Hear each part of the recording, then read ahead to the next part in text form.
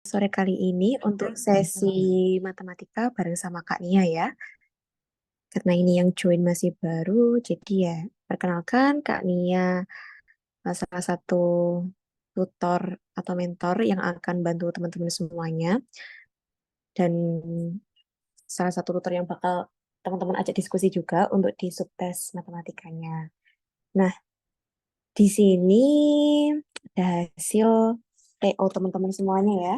Gimana nih review TO-nya? Sulit nggak untuk yang subtes matematika?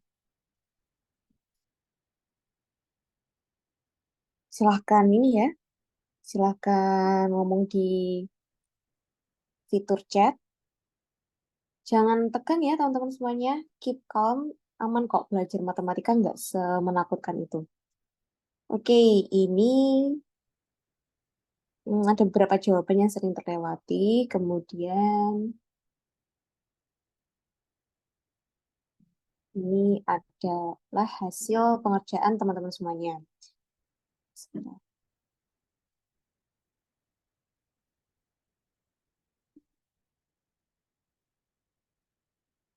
Oke, untuk yang nomor satu di sini ada 138 anak yang menjawab benar ya dari 259. Jadi ya hampir separuhnya lebih dikit itu sudah benar dalam menjawab. Oke, kita bahas dulu. Nah, di sini diberikan soal, di sini ada soal terkait aljabar ya, pemanfaatan aljabar. Diberikan informasi, toko CCTV memberikan promo potongan harga sebesar 30% ke seluruh pelanggannya untuk semua produk mereka. Andi dan temannya merupakan pelanggan dari toko tersebut. Andi mendapatkan potongan sebesar 930.000 dari total seluruh barang yang ia beli. Sementara itu, teman Andi membeli barang seperti yang tertera pada tabel sebagai berikut. Nah, yang ditanyakan adalah total pembelian yang dilakukan Andi. Dalam mengerjakan ini, yang perlu kita perhatikan apa sih? Yang perlu kita perhatikan adalah potongannya terlebih dahulu. Karena di sini ada kata-kata potongan harga sebesar 30%. Dan juga di sini Andi mendapatkan potongan sebesar 930.000 dari total seluruh barang. Nah, dua informasi ini bisa kita kerjakan untuk menentukan total pembelian yang dilakukan Andi. Nah, misalkan nih, kita lakukan permisalan.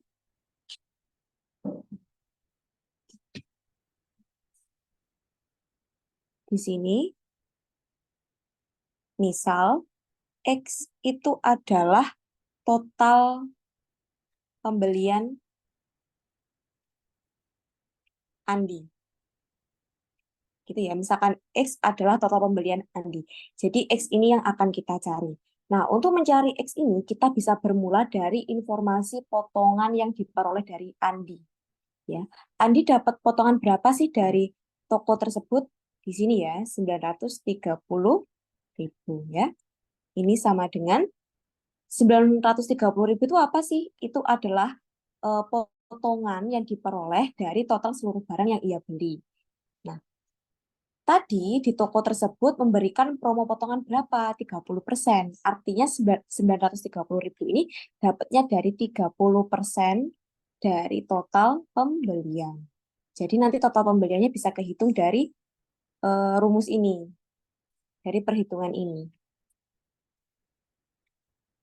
Jadi 930.000 dikali 30% itu bisa ditulis kalau kita pindah ruas jadi 100/30 ya teman-teman. Jadi X sama dengan 930 dicoret sama 3 ya. Hasilnya adalah 210. Jadi ini diperoleh berapa teman-teman? Diperoleh, bentar, 3 ya. 3. Oh, agak ke sana.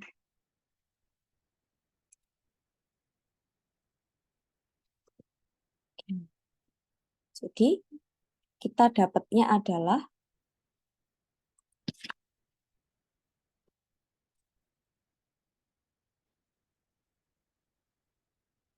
coret, hasilnya adalah 31, jadi diperoleh 3.100.000 untuk total pembelian Andi. Jadi jawabannya yang B. Gitu ya, teman-teman. Tinggal kita manfaatkan aja informasi yang tadi diberikan, tinggal kita hitung aja dari diskon yang diperoleh totalnya berapa, nanti ketemu total pembelian. Gitu. Sepertinya tidak ada masalah ya untuk soal ini. Bisa kita lanjutkan ke soal berikutnya? Bisa, teman-teman?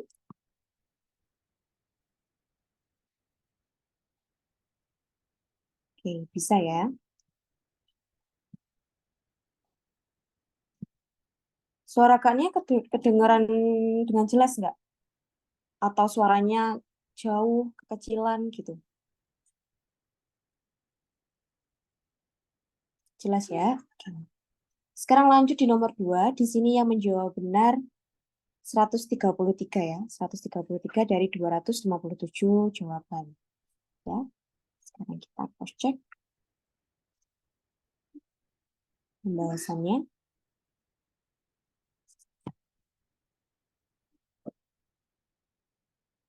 Sekarang kita cross check pembahasannya.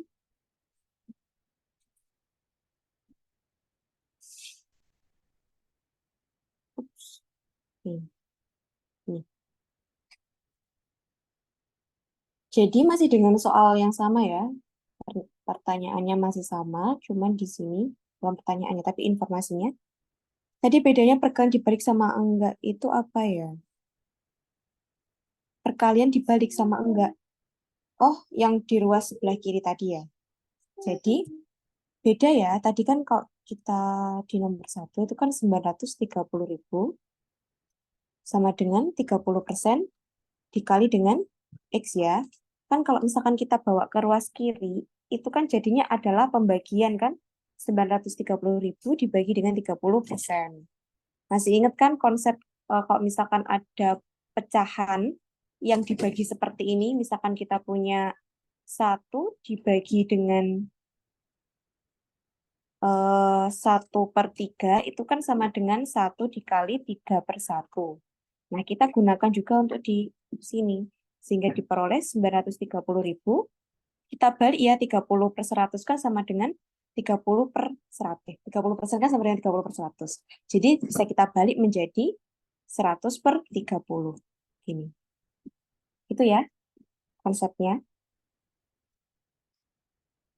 Nah, sekarang balik lagi ke soal nomor 2.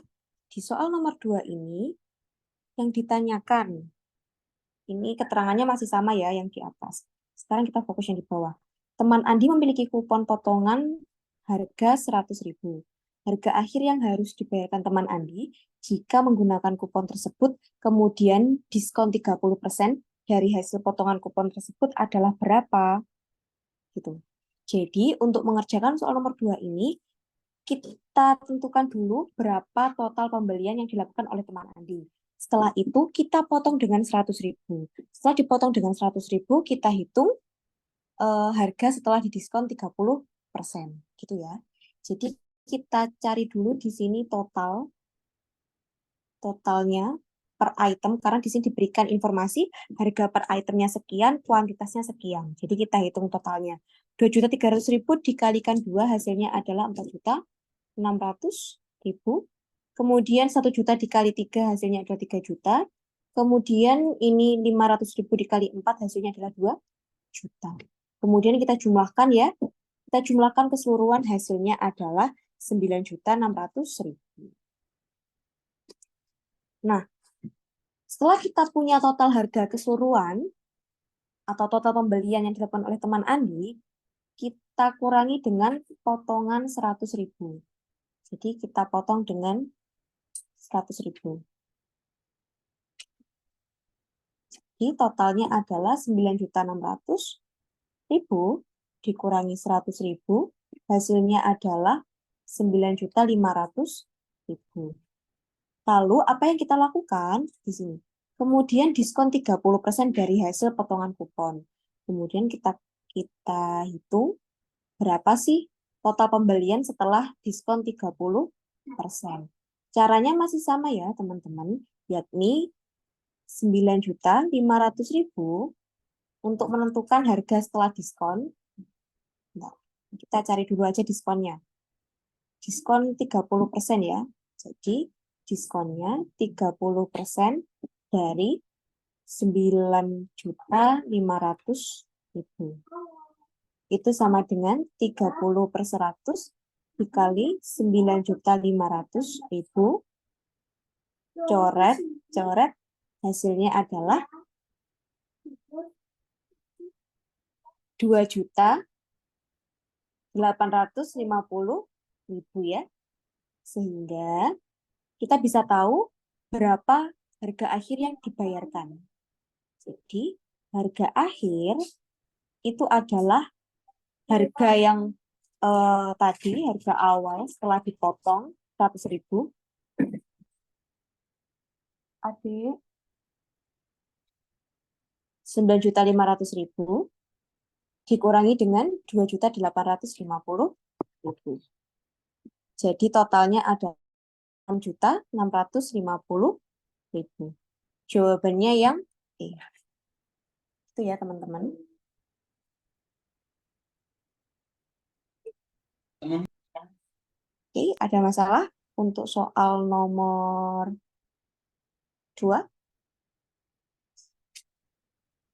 Kalau nggak ada masalah untuk soal nomor 2, bisa kita lanjutkan ya ke soal nomor 3.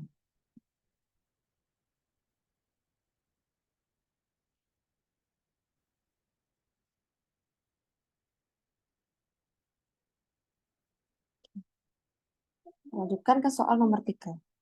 Di soal nomor 3, di sini yang menjawab benar hanya 52 anak saja ya. Dari 255 jawabannya. Oke, apakah sulit untuk yang nomor 3?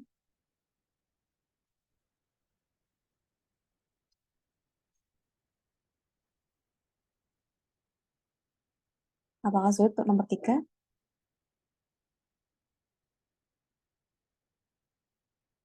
Sulit, Kak. Oke, kita bahas ya kalau gitu. Jadi untuk nomor 3 ini,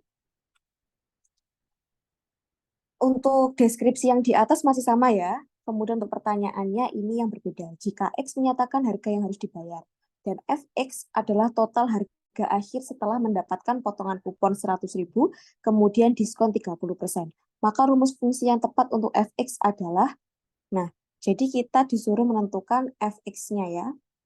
Yang kita lakukan itu, tadi kan misalkan nih, misal kita punya total harga itu adalah X. X ini adalah harga yang dibayar. Total harga yang dibayar. Ya. Kemudian, dia mendapatkan potongan 100.000. Artinya apa? X-nya min 100.000. Setelah itu, dia mendapatkan diskon 30% dari harga yang telah dipotong 100.000. Sehingga bisa kita tulis seperti apa? X min 100.000 dikurangi dengan diskon yang diberikan tadi, diskon 30%-nya dari X min 100.000. Jadi di sini X min 100.000 dikali dengan 30%. Nah, ini itu adalah Fx-nya. Harga yang terakhir, harga akhirnya. Fx-nya.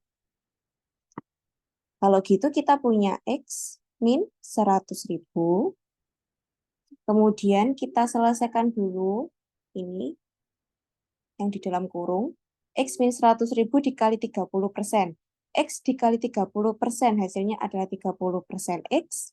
Kemudian min, ini ya, min kali 30%. Jadi berapa?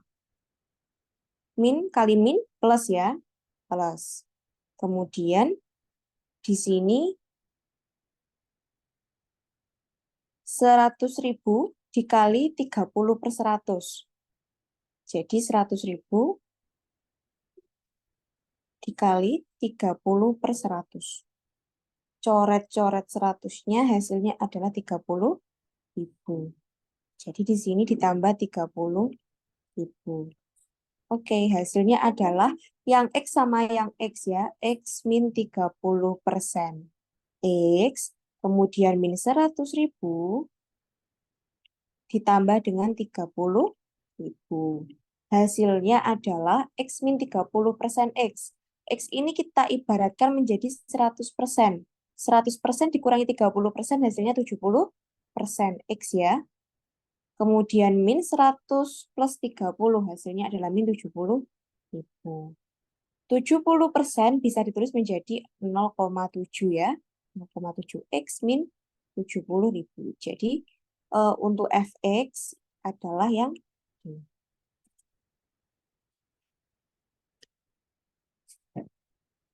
Itu ya teman-teman. Apakah ada yang mau ditanyakan? Untuk soal nomor 3,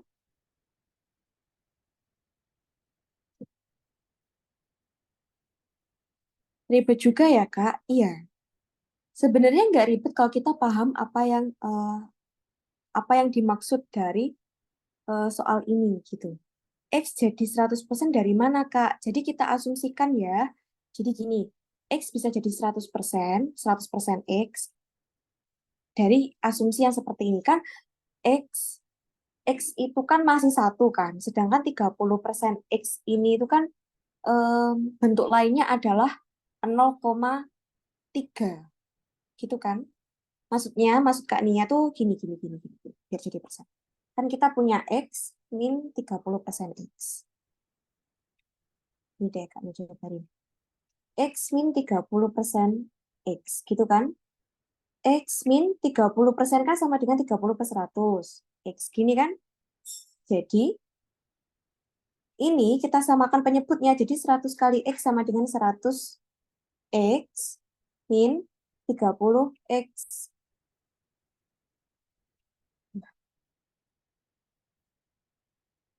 Min 30 X per 100. Artinya apa? 100% X min 30% X. Gitu ya, Suyanti. Kemudian Anissa, Kak itu tadi 30.000 positif gimana? Kok bisa positif? Jadi kan gini, tadi kan kita di sini,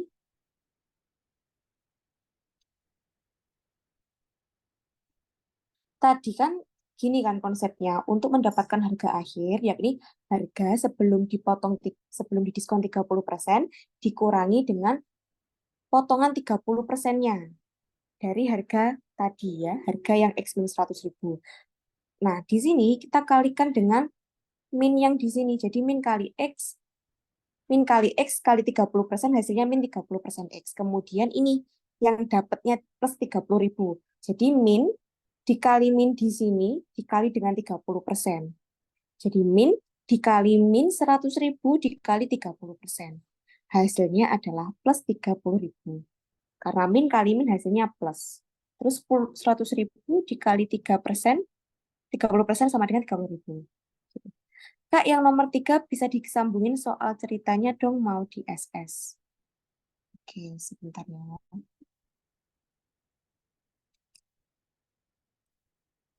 Oh ya, nanti pembahasannya teman-teman dapat kok. Dan kaknya juga udah buatin untuk pembahasan sendiri. Jadi nanti ada pembahasan dalam bentuk Word yang sudah digabung sama pembahasan hari ini. Oke, sudah. Itu ya teman-teman. Apakah ada masalah? Kalau enggak, kita move ke soal berikutnya ya, di soal nomor 4. Silakan kalau mau ada yang tanya lagi. Oke.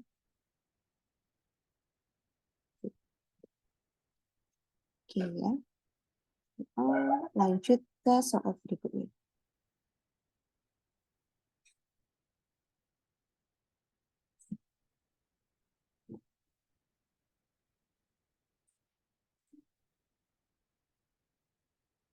Di soal nomor 4, ini yang menjawab benar. Nah, yang menjawab 1 dan 3. Yang menjawab benar 1 dan 3 itu cuman 2 orang ya. Sorry, 2 orang. Cuman 9 orang ya. Ini kebanyakan jawabnya yang ini. 1 dan 2. Kita cek dulu.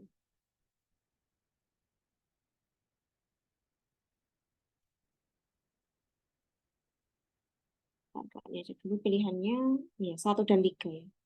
Yang jawab 1 dan 3 hanya 9 orang. Ya. Jadi jawabannya 1 dan 3. Oke. Kita bahas ya untuk soal yang nomor 4. Soal nomor 4 ini adalah tipe soal terkait operasi bilangan. Biasanya keluar di soal-soal ujian masuk kampus, mandiri, itu terus enggak gitu di SNBT. SNBT 2003 ini muncul soal seperti ini. SNBT 2024 kayaknya muncul juga ya.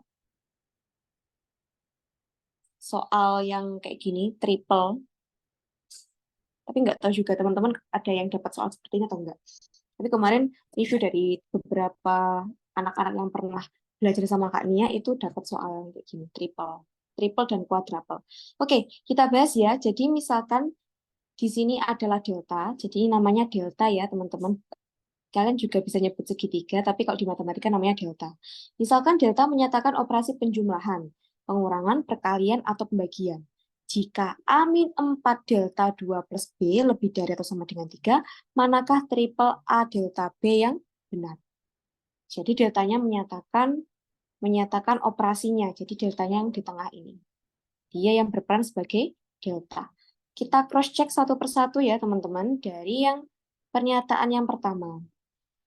Di sini kita harus menentukan mana triple yang benar. Dia dikatakan benar jika apa? Jika hasil triplenya ini lebih dari atau sama dengan 3 ya. Tadi bentuk triplenya A-4 delta 2 plus B lebih dari atau sama dengan 3. Kita cross-check untuk pernyataan yang pertama. Di sini 4 delta 1. 4 delta 1. 4 dibagi 1. Artinya apa? A-nya yang 4 ya. Jadi 4 ini sebagai A, 1 ini sebagai B. Jadi kita punya A atau 4 aja langsung. 4 min 4 dibagi dengan 2 plus 1. Apakah ini lebih dari atau sama dengan 3? Kita cross check dulu. Nah, kalau ada bentuk seperti ini, mana yang kita dahulukan? Yang kita dahulukan adalah yang bentuk pembagian atau perkalian. Gitu ya. Jadi kita selesaikan dulu pembagiannya. Jadi mulai dari min 4 dibagi dengan 2. Hasilnya adalah min 4 bagi 2 adalah min 2. Jadi 4 min 2 plus 1. Apakah ini lebih dari atau sama dengan 3? Kita cek dulu. Hasilnya berapa? 5 min 2. Hasilnya adalah 3. Apakah 3 ini lebih dari atau sama dengan 3? Iya ya, benar ya. Ini benar. Karena 3 itu sama dengan 3. Jadi pernyataan yang pertama benar. Kemudian kita cross-check untuk pernyataan yang kedua ya, teman-teman. Di sini 5 kali 5 kali dan 4. Sehingga kalau kita bentuk triple menjadi 5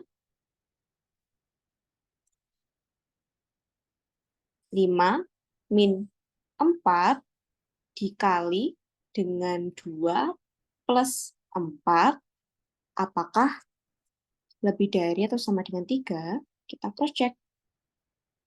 Sama seperti aturan operasi ya, jadi pembagian dan perkalian. Kalau misalkan dalam suatu operasi ada pembagian dan perkalian, kita dahulukan pembagian atau perkaliannya. Gitu. Kak mau tanya, tapi kalau misalkan dalam satu operasi nih, misalkan dalam satu operasi, kita punya gini, 3 dibagi 3 ditambah 4 dikali 5. Kalau kayak gini, mana Kak yang kita dulukan? Ya udah, dulukan aja yang bebas ya. Yang penting dulukan aja yang bentuk pembagian sama perkaliannya. Gitu. Ini kalau misalkan dalam satu bentuk operasi muncul pembagian dan juga perkalian. Nah, kalau kayak gitu, kita punya apa di sini? 5 min 4 kali 2 itu adalah min 8 plus 4. Apakah ini lebih dari atau sama dengan 3? Kita cek 5 tambah 4, 9. 9 min 8, 1. Apakah 1 lebih dari atau sama dengan 3? Tidak ya, jadi ini salah. Pernyataan 2 itu salah. Kita cek untuk pernyataan yang ketiga. Kita move ke sebelah kanan. Di sini 6 sebagai A, deltanya pembagian, B-nya adalah 0. Jadi kalau kita susun menjadi 6 min 4 dibagi 2 plus 0. Apakah ini lebih dari atau sama dengan 3? Kita cek. Kita selesaikan dulu pembagiannya. 6, 6-nya kita tulis ulang. Min 4 bagi 2, min 2 plus 0. Apakah lebih dari atau sama dengan 3? Kita cek lagi. 6 min 2 plus 0, 4. Apakah 4 lebih dari atau sama dengan 3? Ya, 4 lebih dari 3 ya. Jadi pernyataan ini benar. Jadi pernyataan 3 benar. Nah, tinggal kita cek aja di pilihannya. Mana yang muncul 1 sama 3. Yang duanya ini salah. Jadi yang B. Jadi kita nggak perlu ngecek semuanya. Tinggal menyesuaikan dengan jawaban yang tersedia. Kalau mau dicek yang nomor 4 juga nggak apa-apa. Tapi untuk menghemat waktu, kalau misalkan salah satu ini udah ketemu dan di pilihannya ini eh, ada yang jawaban yang benar, udah pilih aja langsung. Gitu ya teman-teman. Apakah ada pertanyaan? Gak teliti Kak nomor 4. Oke, nggak apa-apa. Next, harus lebih teliti ya. Kalau nggak triple, biasanya quadruple. Jadi operasinya 4 dari 4 bilangan. Jarang kalau yang cuma operasi 2 bilangan. Seringnya sih triple, kalau gitu quadruple. Untuk soal-soal selevel SNBT atau UM, PTKIN, atau seleksi mandiri gitu ya teman-teman. Oke, sekarang move ke soal berikutnya di soal nomor 5. Di sini nomor 5 yang menjawab D banyak ya. Menjawab D. Hampir keseluruhan jawab D.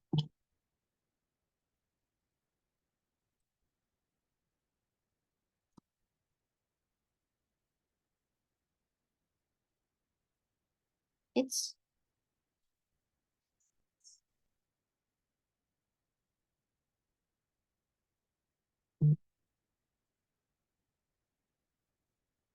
Oke, nomor 5. Peningkatan hasil panen pertanian per tahun berkisar 0,1 ton sampai dengan 0,7 ton. Pada tahun ini, hasil panen pertanian 247 ton.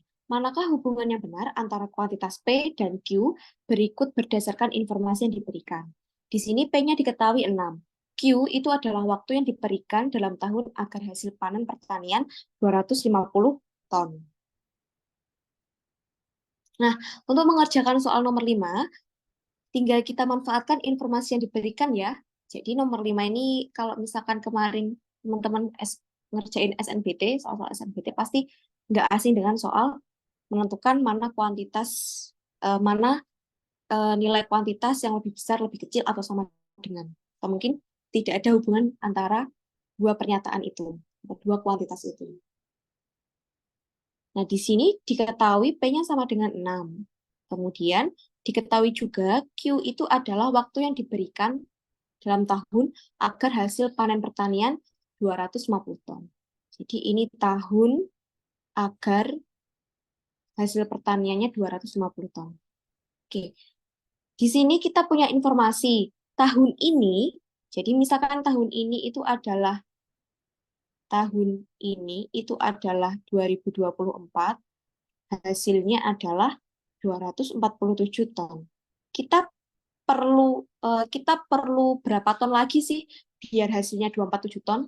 Kita perlu 3 ton. Oke, kita perlu 3 ton. Nah, di sini kita juga punya informasi peningkatan hasil panen pertanian per tahun berkisar 0,1 ton sampai dengan 0,7 ton. Peningkatan hasil pertanian. itu adalah 0,1 ton sampai 0,7 ton.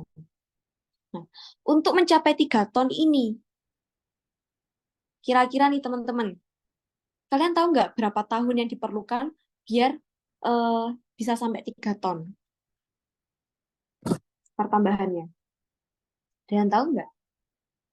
Misalkan nih, tahu Kak 0,1 dikali berapa tahun? Kalau nggak gitu, tahu Kak misal 0,7 dikali berapa tahun? Tapi apakah itu sudah pasti? Belum pasti. Kenapa? Karena hasil pertaniannya itu benar meningkat, tapi meningkatnya dalam bentuk range seperti ini. Dalam bentuk range atau interval. Sehingga kenaikan di setiap tahunnya itu tidak bisa dipastikan. Otomatis kita nggak bisa memastikan berapa tahun sih biar kita bisa mendapatkan 3 ton itu.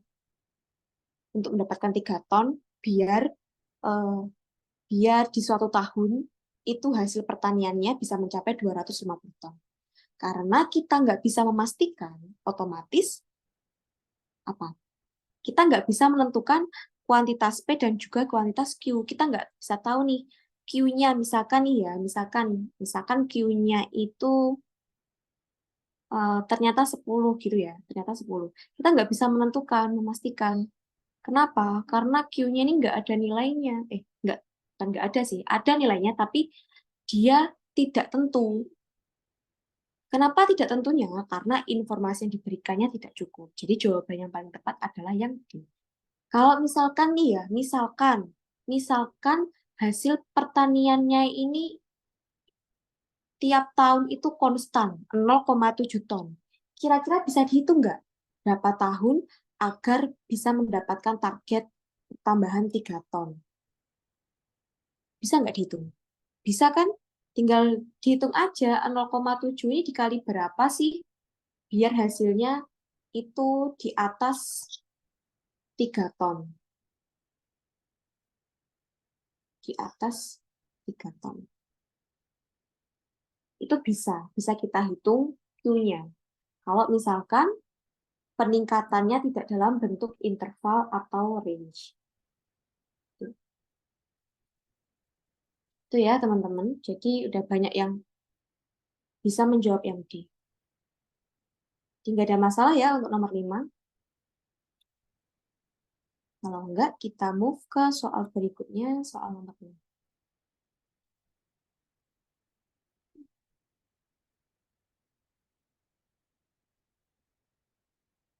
Di soal nomor 6, ini yang menjawab benar dikit ya, 55 aja yang jawabnya.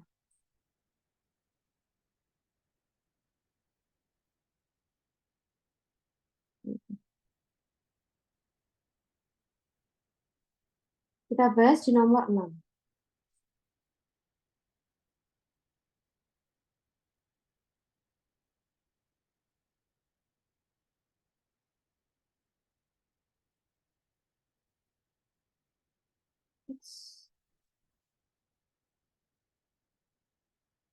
Nah, di sini diberikan informasi grafik terkait ekspor impor.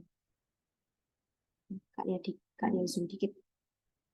Nah, grafik di atas menyajikan data rasio ekspor impor produk perusahaan A dan perusahaan B selama periode 2012 sampai 2015. Manakah di antara pernyataan berikut yang benar ya? Mana pernyataan yang benar? Kita cross check ya. Kita cek dulu mana pernyataan yang benar. Oh iya, di sini itu yang perlu teman-teman perhatikan. Sebentar.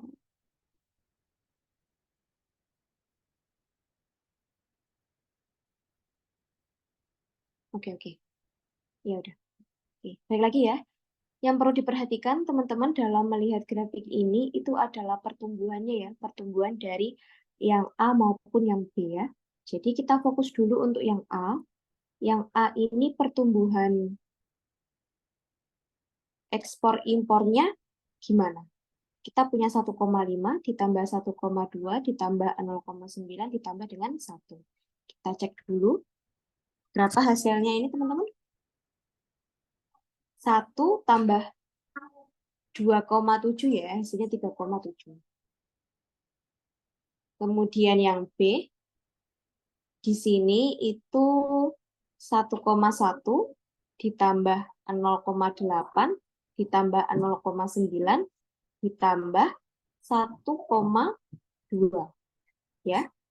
Ini hasilnya adalah 2, terus yang ini hasilnya adalah 2 juga ya. Jadi ini 4,0. Oke. Kita cek dari pernyataan yang pertama. Pada tahun 2014, jumlah impor produk perusahaan A lebih besar daripada perusahaan B. Kita cek di tahun 2014, apakah perusahaan A lebih besar daripada perusahaan B? Kita lihat ya, di tahun 2014, di sini untuk perusahaan A-nya adalah 0,9. Kemudian perusahaan B-nya di sini 1,3. Jadi lebih besar mana? Lebih besar perusahaan B ya. Jadi pernyataan yang nomor 1 ini salah. Karena di sini menyatakan bahwa A-nya lebih besar daripada yang B. Kita move lagi ke soal nomor 2, pernyataan nomor 2. Pada tahun 2013, jika jumlah ekspor produk perusahaan A dan B sama, maka jumlah impor produk perusahaan A lebih besar daripada perusahaan B. Oke, nomor 2013, jika jumlah ekspor produk perusahaan A dan B sama. Misalkan ya, A sama B ini sama, maka jumlah impor produk perusahaan A lebih besar daripada perusahaan B. Jadi kita lihat dulu, di sini di grafiknya, itu untuk impornya yang A lebih besar apa lebih kecil daripada yang B? Lebih besar ya, yang A itu kan yang oranye, jadi lebih besar. Lebih besar daripada perusahaan B. Jadi yang nomor 2 ini benar ya teman-teman. Ini kuncinya memang harus perlu peralat ya. Jadi nomor 6 ini kunci yang benar, itu adalah yang C. Masih belum di ini ralat ya. Jadi nanti biar sama Kak Yahya untuk soal nomor 6 dijadikan bonus ya teman-teman. Jadi nanti skornya biar diatur. Tapi kalau misalkan kita waktu ujian mandiri, kemungkinan untuk soal error ataupun jawaban error itu sangat kecil. Karena pasti dalam pembuatan soalnya itu sudah ada verifikasi. Verifikasi soal dan kunci jawaban. Oke, lanjut nomor 3.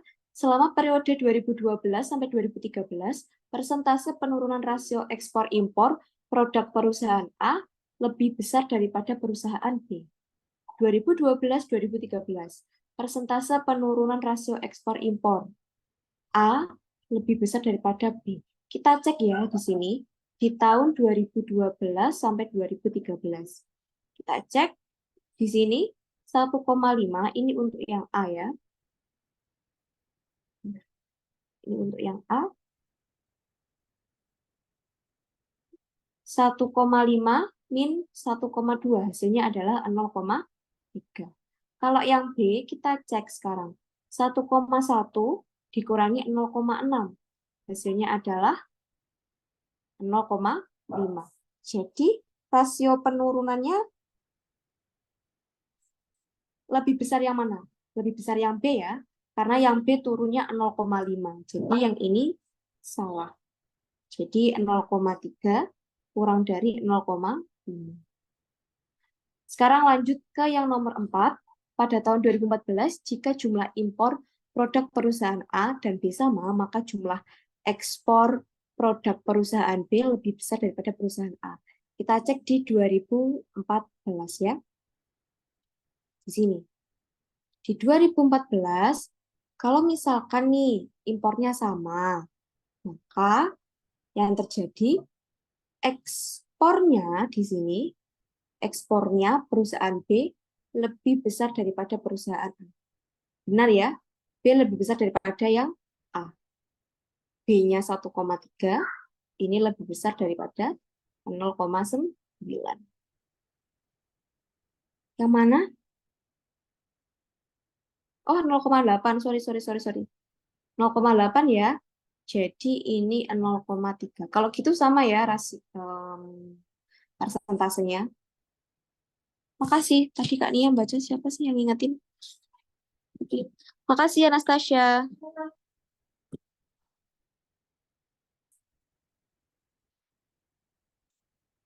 Ini Kak Nia lagi di rumah ya. Jadi mohon maaf ya teman-teman kalau ada suara bocil-bocil, ada background suara bocil di sini.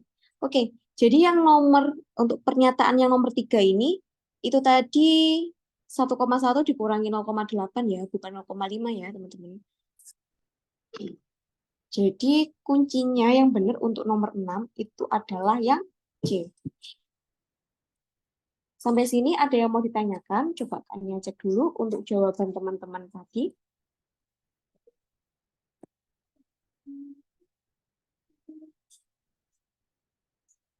Oh ya, mayoritas jawab C ya.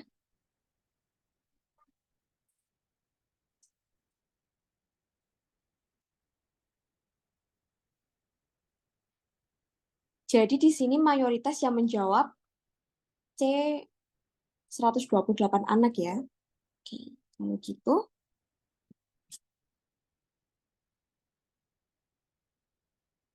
kita move ke soal berikutnya. Total perusahaan B ralat Kak. Yang mana? Oh ini ya. Yang B, total perusahaan B itu hasilnya adalah, bentar. B tadi Kak Nia nulisnya 4 ya. Harusnya 4,6. Bentar, ini 1,1 ditambah 0,8 ditambah 0,9 ditambah 1.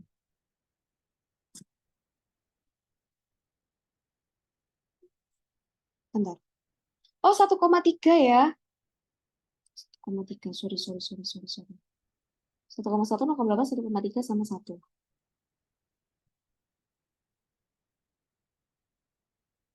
Oke. Iya, bentar. Ini 1,2. 1,2. Oke.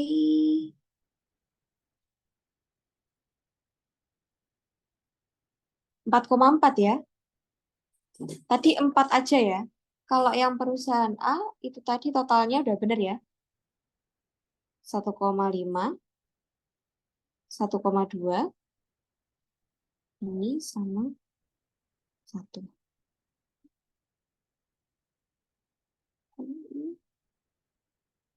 Bentar.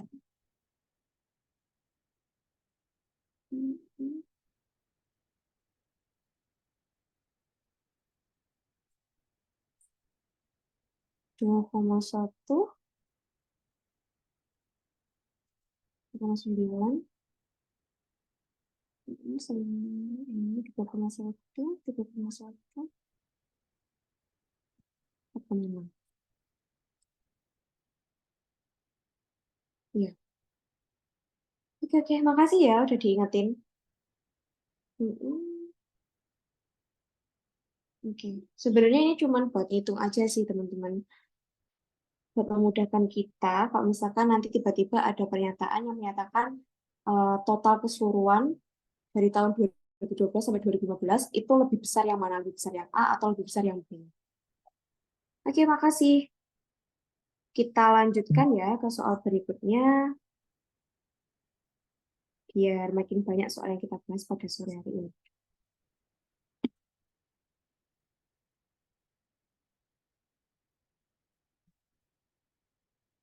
Oke, soal nomor 7. Soal nomor 7 ini terkait dengan fungsi ya, fungsi dan juga titik stasioner. Kita cek dulu nomor 7. Oke, yang menjawab benar 76. 76 mungkin ini jumlah sama yang peserta yang kemarin ya.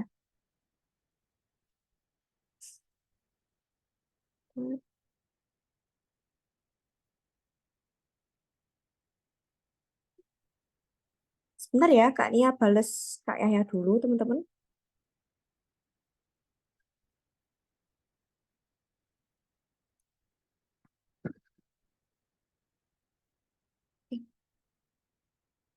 Lanjut ya, kita lanjut nomor 7.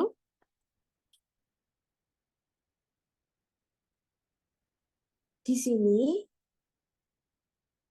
yang ditanyakan, langsung fokus aja, yang ditanyakan adalah tinggi maksimum peluru tersebut. Nah, untuk mengetahui tinggi maksimum atau mungkin jarak maksimum, tinggi maksimum, jarak maksimum dari suatu bentuk fungsi kuadrat, atau mungkin fungsi yang pangkat lebih tinggi, apa yang kita lakukan? Yang kita lakukan adalah menentukan menentukan turunan pertama atau menentukan kondisi di saat dia berada di titik stasionernya. Jadi kalau soal-soal tipe ini terus disuruh menentukan ketinggian maksimum atau jarak maksimum tergantung fungsinya terhadap apa. Nah, yang kita lakukan adalah menentukan kondisi saat dia berada di titik setimbang atau kondisi stasioner. Jadi, untuk menentukan tinggi maksimum peluru, kita perlu mengetahui H aksen X-nya harus sama dengan 0. Atau kita harus tahu dulu saat di kondisi stasioner. Gitu. Itu tujuannya untuk apa? Untuk menentukan nilai X maksimumnya. Hah, gimana, Kak? Jadi gini, kita baca dulu ya. Jadi di nomor 7 ini ada suatu uji coba. Ya, uji coba sebutir peluru diluncurkan, kemudian dicatat ketinggiannya pada saat jarak tertentu. Diperoleh persamaan tinggi H, ini persamaan tinggi, pada saat X meter dari titik awal peluncuran sebagai berikut. Berdasarkan observasi, data yang diamati adalah ketinggian peluru setiap jarak 1 meter dari titik awal hingga berjarak 4 meter dari titik awal. Jadi kalau kita ilustrasikan dengan suatu bentuk grafik seperti ini, jadi X itu kan jarak ya, jadi dia yang mendatar. Kemudian hanya yang mana Kak? Hanya ini ketinggiannya. Jadi misalkan ini 0, ini 0. Kemudian peluru ini misalkan ada orang berdiri di sini, dia menembakkan peluru. Bentuk lintasan peluru kan akan seperti ini kan. Pada akhirnya kan dia akan turun. Nah, yang ditanyakan tinggi maksimum tuh yang di sini. Tinggi maksimum tuh ini. Tinggi maksimum atau H maksimum. Untuk mengetahui H maksimum, kita perlu apa? Kita perlu tahu nilai X maksimumnya. Gitu kan? Untuk mengetahui X maksimum, kita harus mencari berapa nilai X di saat kondisi stasioner. Kondisi stasioner terjadi ketika apa? Ketika H aksen X-nya sama dengan 6. Nah, H aksen X ya. Jadi di sini sebenarnya bisa ditulis menjadi HX. Jadi HX itu sama dengan min 2X kuadrat plus 9X plus 4. Turunan pertamanya berapa, teman-teman? Jadi 2 kali min 2 adalah min 4X. Pangkatnya dikurang 1. Jadi 2 min 1 tinggal 1. Ditambah 9X. Kalau kita turunkan, jadi pangkatnya maju ke depan. 1 kali 9 X terus pangkatnya dikurang 1. Jadi X pangkat 1 min 1 sama dengan X pangkat 0. Jadi kita punya 9 aja. Karena X pangkat 0 nilainya adalah 1. Kemudian ini 4. Apakah 4 bisa diturunkan terhadap X? Tidak bisa, karena 4 di sini tidak memuat variabel X. Jadi ini hasil turunannya. Sehingga bisa dihitung nilai X-nya. Min 4X sama dengan min 9. Jadi X sama dengan min jadinya plus ya. 9 per 4. Jadi X sama dengan 9 bagi 4 itu berapa teman-teman? 2, berapa? 2,25 satuannya meter. Setelah ketemu X ini apa sih? Ini adalah X maksimum.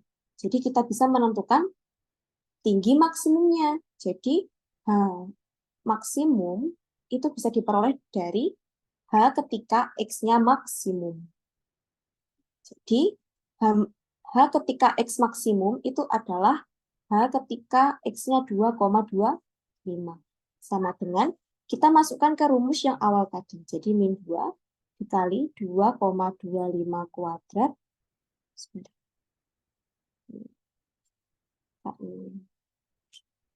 Terus di sini. Jadi, ini H 2,25 itu sama dengan min 2 kali 2,25 dikuadratkan ditambah 9 dikali 2,25 ditambah 4 ya teman-teman. Hasilnya adalah min 2. 2,25 kuadrat itu berapa? Nanti bisa kalian hitung sendiri ya. Dan hasil akhirnya itu adalah 14,125 meter. Ini adalah tinggi maksimum dari peluru itu. Ada yang mau ditanyakan?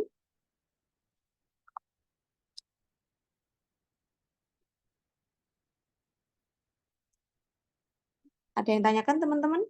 Untuk pembahasan soal nomor 7?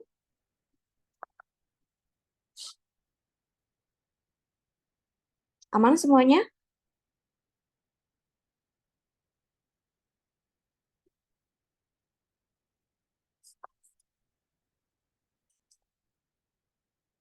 Aman untuk soal nomor 7?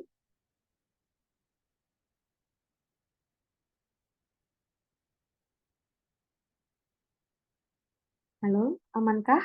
Kalau aman bisa kita lanjutkan ke soal berikutnya ya.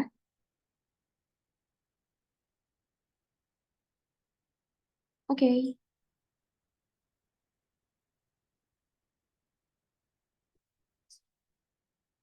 Oke, kita move ke soal berikutnya. Nah, kita move ke soal nomor 8. Di soal nomor 8 ini informasinya digunakan untuk menjawab nomor 8 sampai nomor 11 ya. Jadi diberikan informasi di sini ada ilustrasi, ada kapal dan juga pesawat ya. Nah, sebuah pesawat tempur melihat dua buah kapal layar di bawahnya. Pada layar pemantau yang dilihat kopilot, pesawat tempur tersebut menunjukkan posisi layar dengan posisi pesawat yang tegak lurus terhadap permukaan air laut. Dengan ketinggiannya 1.800 meter. Nah, di sini yang ditanyakan adalah jarak kedua kapal tersebut. Tapi sebelum kita mulai pembahasan, kita cek dulu hasil jawaban teman-teman. Oke, yang menjawab C lumayan banyak ya. Jadi sepertinya nggak ada masalah untuk soal ini. Nah, Halo Kak, ya halo,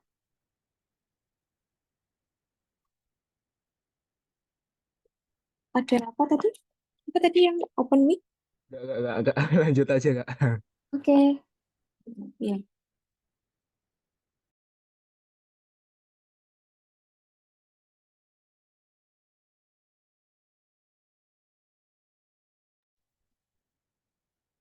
Oke. Balik lagi ya. Di sini kita punya ilustrasi ya. Ilustrasi ada dua buah kapal di sini, kemudian di sini ada pesawat. Yang ditanyakan adalah jarak kedua kapal. Jadi yang ditanyakan adalah panjang ini.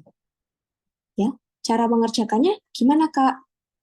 Jadi cara mengerjakannya kita bagi dua ya segitiganya. Kita buat dulu segitiga yang sebelah kiri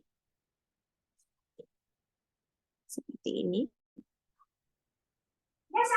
Ini ya, ini kapal satu. Kemudian di sini sudut yang dibentuk kapal dengan pesawat. Di sini adalah 60 derajat. Ya. Karena di sini 90 derajat, jadi sudut yang dibentuk di sini berapa teman-teman?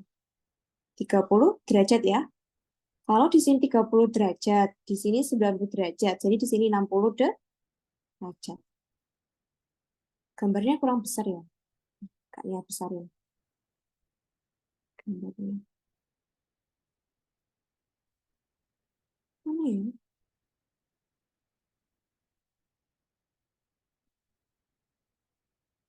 Oke.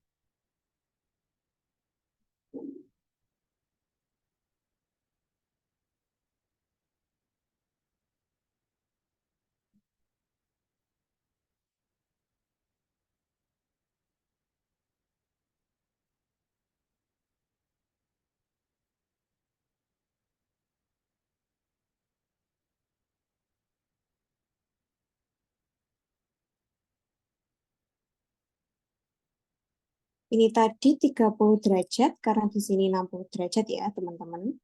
Kemudian di sini itu 60 derajat. Terus di sini 90 derajat.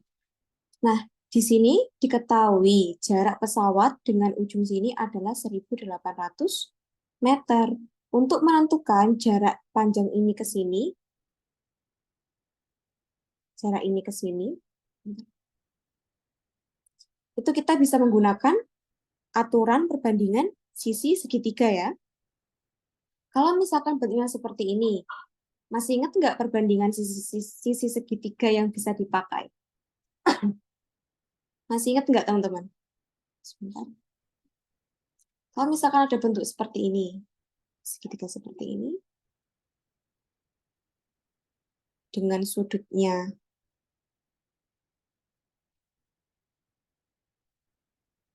di sini 30, di sini 60, perbandingan sisi yang bisa dibentuk adalah 1, 2, akar 3. Masih ingat ini? Nah, kita gunakan aturan ini ya. Jadi kalau gitu di sini adalah 1, di sini perbandingannya adalah 2.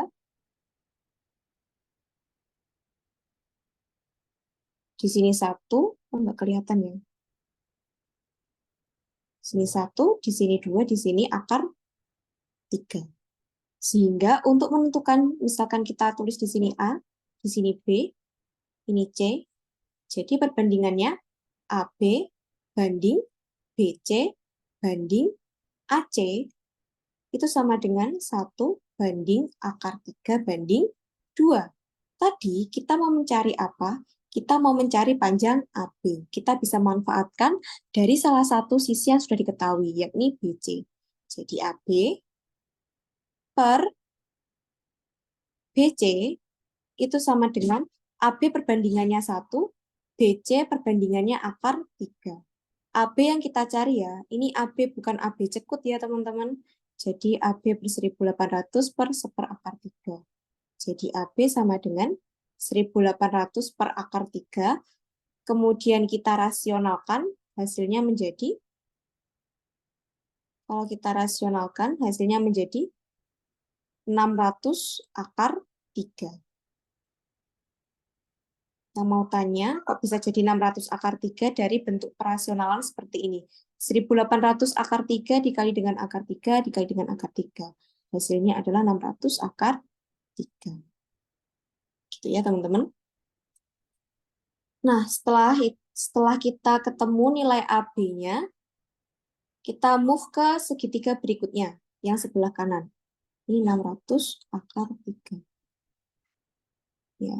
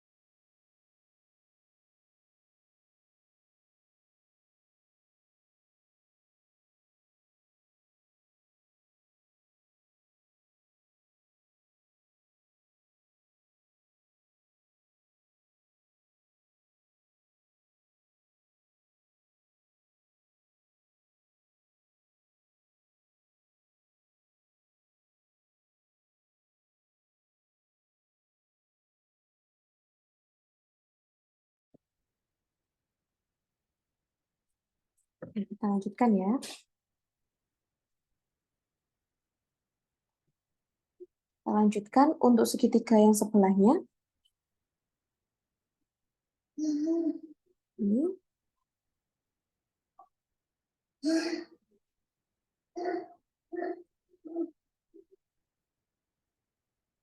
Tadi segitiganya di sini ABC. Kalau gitu di sini B, ini D, ini E. B, D, E. Nah, di sini tadi sudut yang dibentuk antara pesawat dengan ini garis, dengan garis punyanya kapal 2, itu adalah 45 derajat. Kita buat garis seperti ini.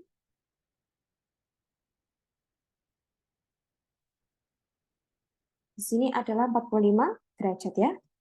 Kalau gitu sudut yang dibentuk di sini berapa? Kalau di sini siku-siku, jadi di sini juga 45 derajat.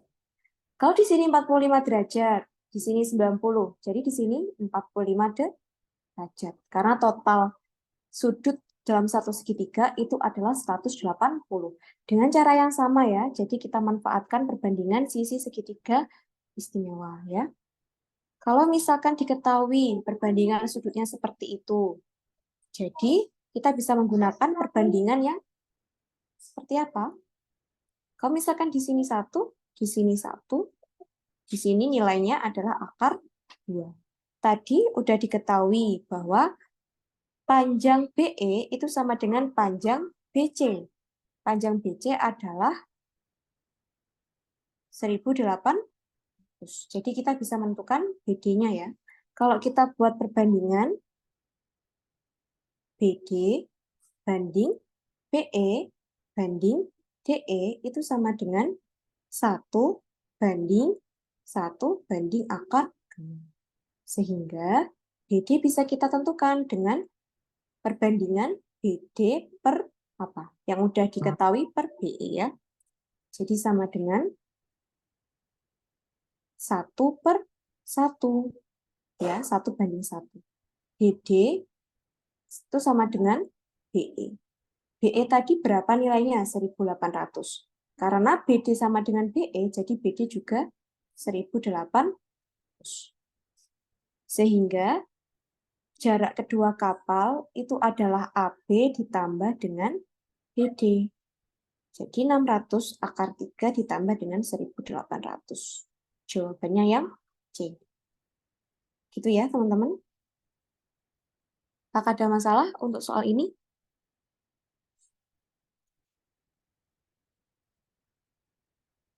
Maaf, Kak, cara kita tahu akarnya gimana? Cara kita tahu. Maksudnya gimana, Akbar?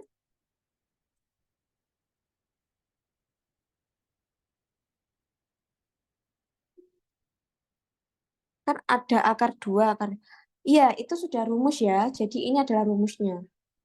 Ini sudah rumus ya. Jadi nanti teman-teman bisa catat kalau misalkan bentuk segitiganya 30 sama 60 perbandingannya seperti ini. Kalau di sini sudutnya perbandingannya 45 sama 45 rumusnya ini. Teman-teman pernah belajar materi ini nggak di SMA? Pernah dong harusnya. Pernah diajarin gini? Cara bedain akarnya gimana, Kak? Cara bedain akarnya. Bedain akarnya. Oh, oh gitu. Maaf, Kak, saya SMK. Oke, oke, nggak apa-apa. Oke. Biar bisa tahu akar 2 atau akar 3. Jadi gini, ya. Sebenarnya yang perlu kita perhatikan itu adalah dari sudutnya ya, sudutnya. Ini kalau misalkan di depan sudutnya 30 itu adalah nilainya 1 perbandingannya. Kalau depan sudutnya 60 derajat nilainya adalah akar 3. Gitu. Ini untuk case yang 30. Kak, lebih cepat pakai cara itu atau pakai sin kostan ya, Kak? Sebenarnya bisa pakai aturan sin kostan. Bisa juga pakai cara ini. Gitu ya, Hansa. Tadi balik lagi ya, Silver Queen. Namanya juga Silver Queen. Jadi, cara bedainnya, ya kalau misalkan harus hafal ya, harus hafal rumusnya memang harus hafal. Dan kalau misalkan case-nya seperti ini, 30 sama 60 sudutnya, 30, 60, 90, di depannya 30 itu 1, di depannya 60 itu akar 3. Kemudian sisi miringnya adalah 2.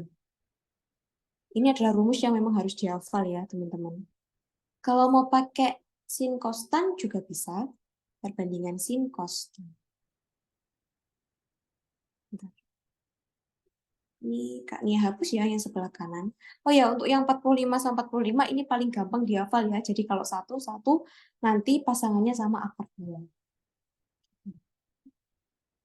Ada kok materinya di Google, kalian cari aja perbandingan sisi segitiga. Oke. Kalau misalkan kita pakai aturan sin ya, gitu. Karena di sini itu adalah nilainya, karena yang kita cari itu adalah di depannya sudut 30, jadi kita bisa manfaatkan aturan sin. Jadi AB, bentar, kita cari ya, sin 30. Sin 30 derajat. Ya. Kita cari dari sini ya, sin 30 derajat itu sama dengan apa sih?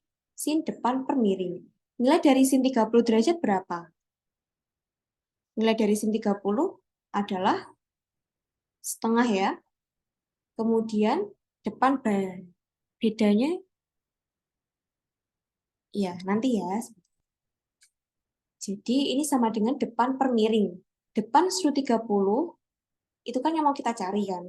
Namanya AB. Kemudian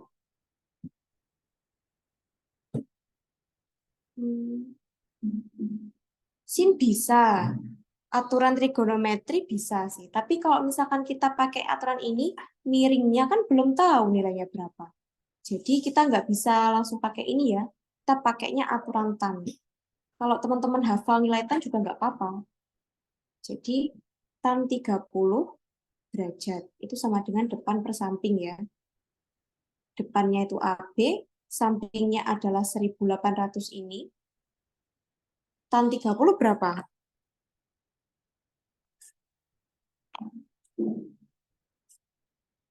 Tan 30 itu adalah, bentar Kak, ini juga nggak hafal sih. Tan 30 sepertiga akar 3. Jadi AB sama dengan sepertiga kali akar 3 dikali 1800. Coret-coret hasilnya adalah 600. 600 akar 3. Gitu. Boleh pakai aturan ini, Tan. Kita manfaatkan aturan trigonometri sintas Tan. Asalkan hafal nilai sudutnya. Nah, karena kaknya tuh biasanya nggak hafal, jadi kaknya lebih rekomendasikan yang menghafal perbandingan sisi segitiga seperti ini. Gitu. Bedanya 30 derajat sama 5 derajat itu apa? Padahal sama nilainya 1. Bedanya ya karena sudutnya itu ya. Jadi sudutnya kalau yang 45 tadi kan di sini. Ini kan 45, ini juga 45. Gitu kan? 45 sama 45. Artinya apa? Sisi sebelah sini sama panjangnya kan? Kalau di sini misalkan kita punya 1, di sini 1. Sisi miringnya berapa? 1 kuadrat tambah 1 kuadrat sama dengan, bentar, misalkan kita cari sisi miring, C ya, sebut aja C. C kuadrat itu kan sama dengan 1 kuadrat tambah 1 kuadrat. Gitu kan? Pakai aturan Pitagoras. Sehingga diperoleh apa? Sehingga diperoleh ini sama dengan 1 tambah 1. Biar kuadratnya hilang kan di akar. Jadi akar 2. Sehingga C-nya ini sama dengan akar 2. Sehingga diperoleh perbandingan 1, 1 akar 2. Itu untuk yang 45 sama 45. Itu ya. Nah, kita udah kelamaan ya bahas nomor 8. Sekarang kita move ke soal nomor 9. Masih ada kaitannya kok. Oke, sama-sama. Nah, di nomor 9 yang ditanyakan jarak kapal pertama dengan pesawat adalah jarak kapal pertama dengan pesawat. Jadi yang ditanyakan panjang yang ini itu berapa? Untuk mengetahui panjang ini, sama kita bisa menggunakan ini ya, menggunakan aturan perbandingan sisi segitiga atau menggunakan rumus Pitagoras. Tapi kayaknya lebih merekomendasikan pakai perbandingan segitiga aja yang paling gampang. Kita gunakan yang ini ya, perbandingan ini. A, B, C. Ya. AB, nah, tadi yang ditanya apa sih AC ya? Panjang ini ke sini ya, atau panjang AC. Jadi AC per, yang sudah diketahui, per BC itu sama dengan AC perbandingannya 2, BC perbandingannya akar 3. Jadi 2 per akar 3. Teman-teman, kalau daerahnya sudah memasuki sholat maghrib, boleh kok teman-teman sholat maghrib dulu. AC-nya itu kan yang kita cari. BC-nya tadi udah ketemu ya nilainya. BC itu sama dengan 1.800. Ini 2 per akar 3. Jadi AC sama dengan 2 kali 1.800 per akar 3. Sama dengan 3.600 per akar 3. Dengan cara yang sama kita rasionalkan, kita kalikan dengan sekalannya ya. Sehingga diperoleh AC sama dengan 3.600 akar 3 per 3 ya. Kita bagi 3.600 dengan 3, hasilnya adalah 1.200 akar 3. Jawabannya yang B.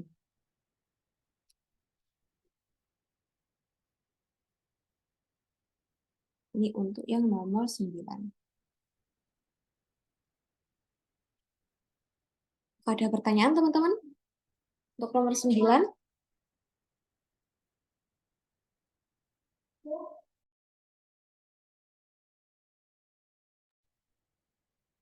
Apakah ada pertanyaan teman-teman semuanya? Untuk nomor 9?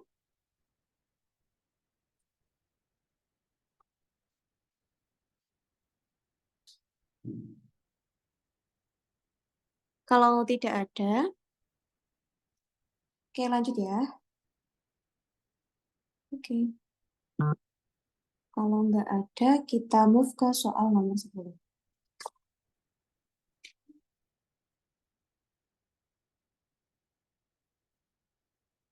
Di soal nomor 10, ini adalah nilai kosinus sudut puncak dari segitiga yang dibentuk oleh kapal pertama, kapal kedua, dan pesawat adalah, Kak Nia cek dulu, hasil pengerjaan kalian tadi gimana?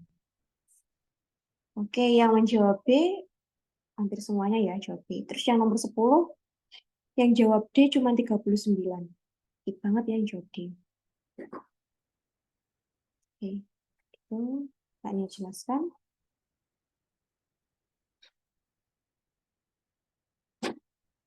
Nah, kita agak di-scroll sedikit. Oke, it's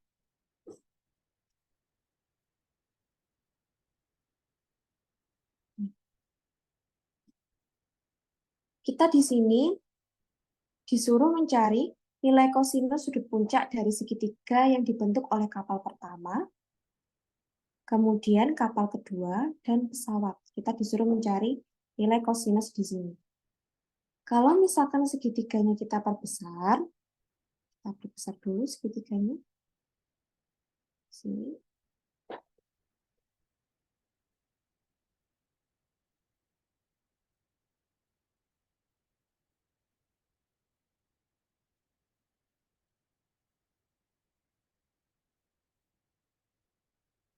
Misalkan kita perbesar, ini adalah pesawat, kemudian ini kapal 1, ini kapal 2,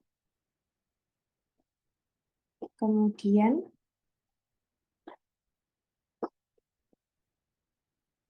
kita disuruh menentukan sudut yang dibentuk. Tadi sudutnya yang di sini 60, kalau gitu di sini 30, terus di sini juga yang di sini itu 45.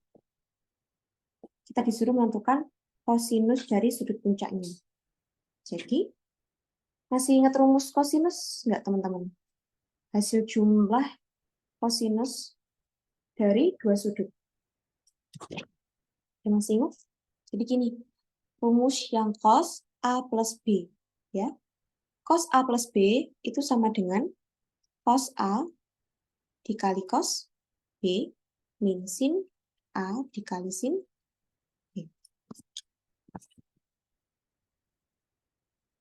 Bentar ya, teman-teman.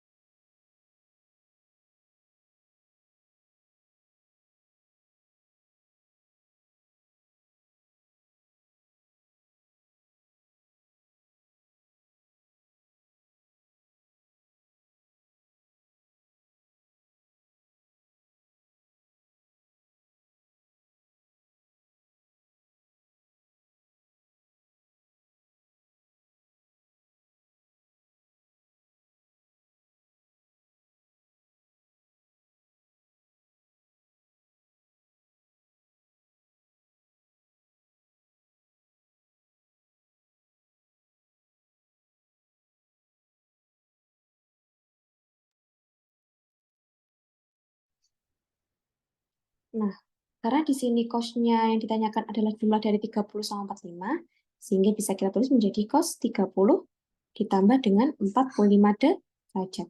Sama dengan cos 30 derajat dikali dengan cos 45 derajat dikurangi sin 30 derajat dikali sin 45 derajat. Cos 30 derajat berapa teman-teman? Setengah berapa? Setengah akar 3. Dikali dengan cos 45 setengah akar 2. Dikurangi sin 30 setengah dikali sin 45 setengah akar 2. Nah, semuanya kan mengandung setengah. Jadi setengahnya kita keluarkan, diperoleh akar 3 dikali akar 2 dikurangi dengan akar 2. Sama dengan setengah dikali akar 3 kali akar 2, akar 6 ya teman-teman, min akar 2. Jadi jawabannya yang D. Nah, sedikit informasi juga buat teman-teman. Ini kan hasil jumlah. Kalau sekarang Kak, misalkan hasil pengurangan cos A min B. Jadi rumusnya adalah cos A dikali cos B min, karena di sini min, jadi di sini plus ya. Kebalikannya kalau cos. Sin A dikali sin B.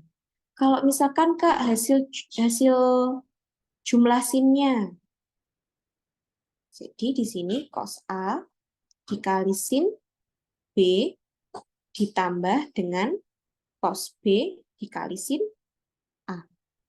Terus, kalau misalkan hasil kurang dari sinnya, Kak, sin A min B sama dengan cos A dikali sin B dikurangi cos B dikali dengan sin A.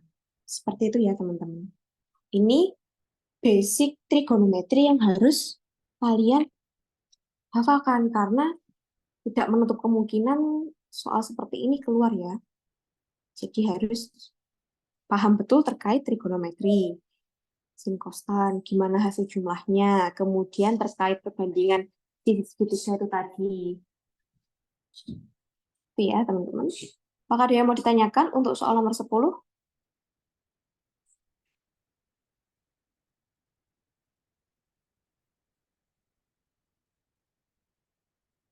Apakah ada yang ditanyakan untuk nomor 10? Kalau nggak ada, kita move ke soal berikutnya ya, ke soal nomor 11.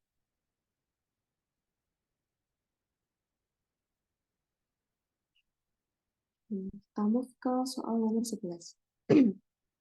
Ya, for your information, dulu tuh kaknya paling nggak suka banget sama materi trigonometri kayak gini, karena sulit ngafalinnya gitu. Tapi ya mau nggak mau ya harus dipelajari ya. Kok bisa dikurang, Kak? Gimana? Itu sudah. Bentar, kok bisa dikurang? Mana yang dikurang?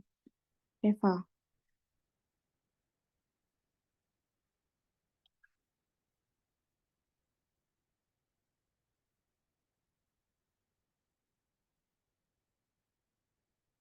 Sebentar, yang mana, Reva? Nanti dulu ya, kita lanjutkan dulu ke soal berikutnya yang nomor 11. Di soal nomor 11, ini yang menjawab benar 48 ya, dari 248 jawaban. Oke, kita move ke soal nomor 11.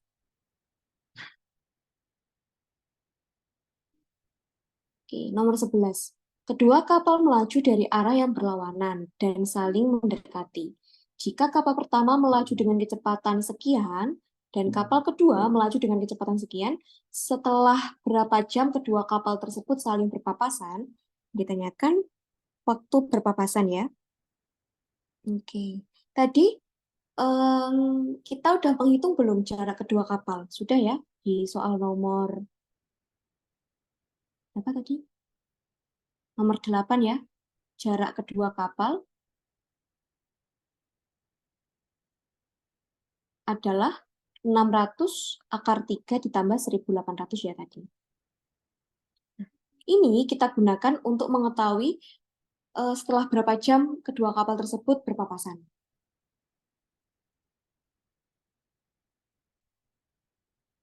Plus 1800.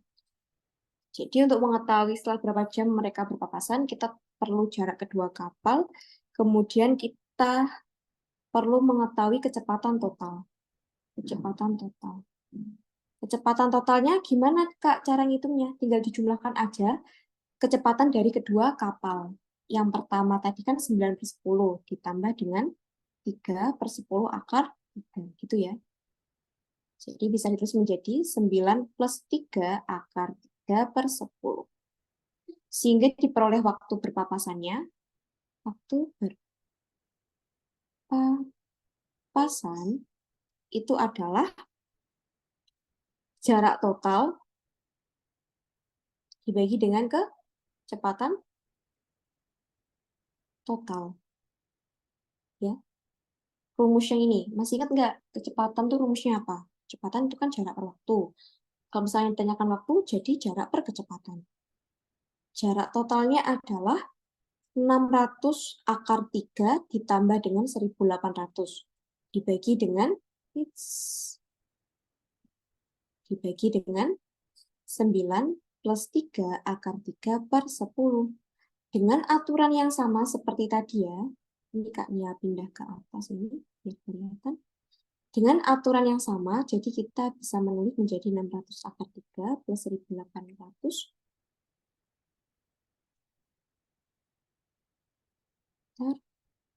plus 1800. Ini dikali dengan 10 per 9 plus 3 akar 3 ya teman-teman. Kenapa Kak dikali 10? Karena sifat pembagian tadi. Kalau misalkan kita membagi sesuatu dengan bentuk pecahan, ya, untuk menghitungnya, kita bisa membalik penyebutnya menjadi pembilang, pembilangnya menjadi penyebut. Gitu. Tinggal kita kalikan aja. Sehingga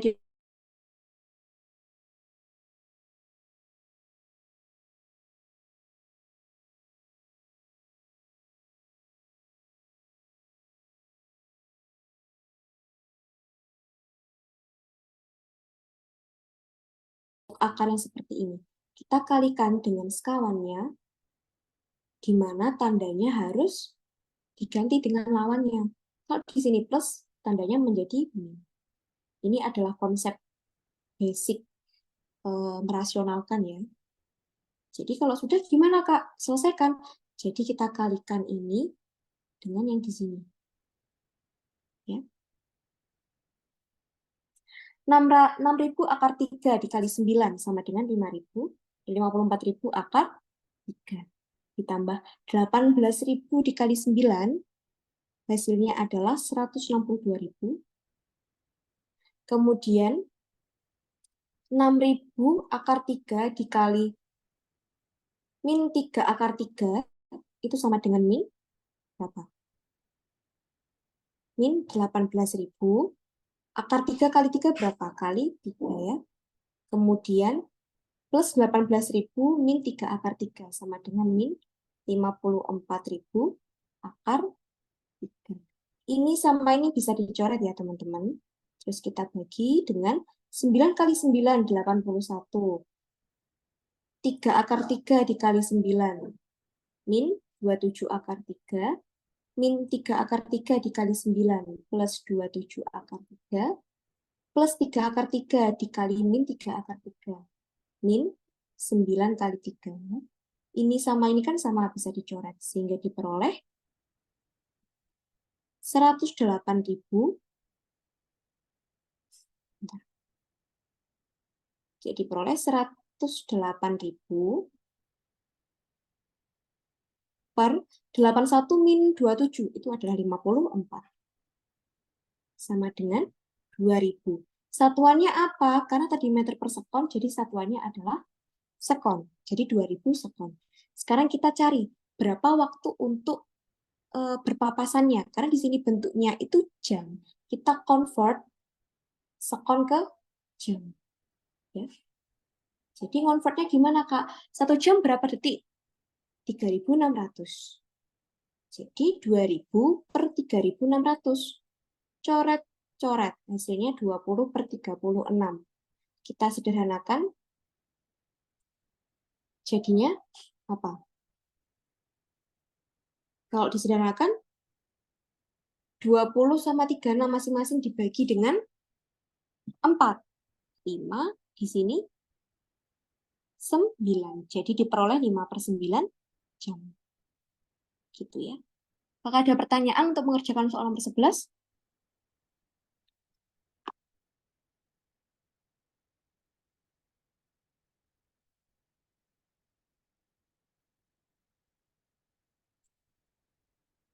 Apakah ada pertanyaan untuk mengerjakan soal nomor 11?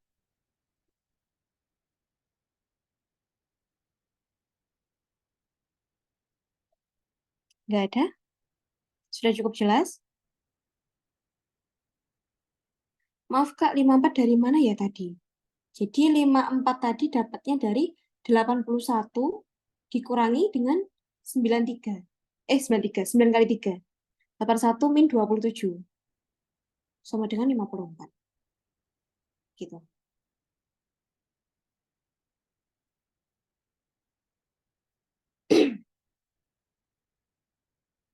Oke, aman semuanya?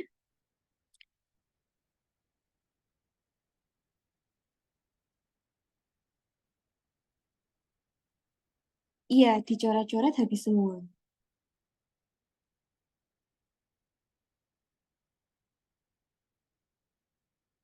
Yang mana, Vivi?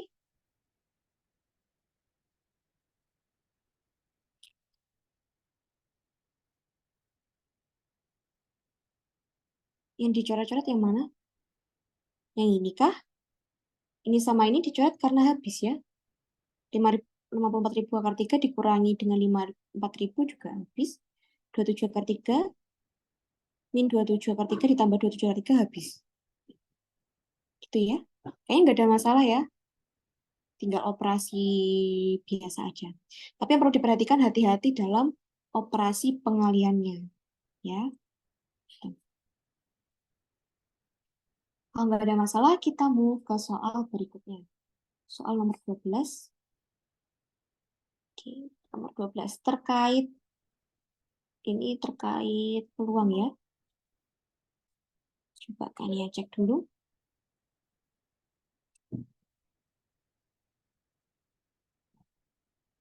Wah, di sini yang jawab C hampir setengahnya ya. Oke, kita bahas.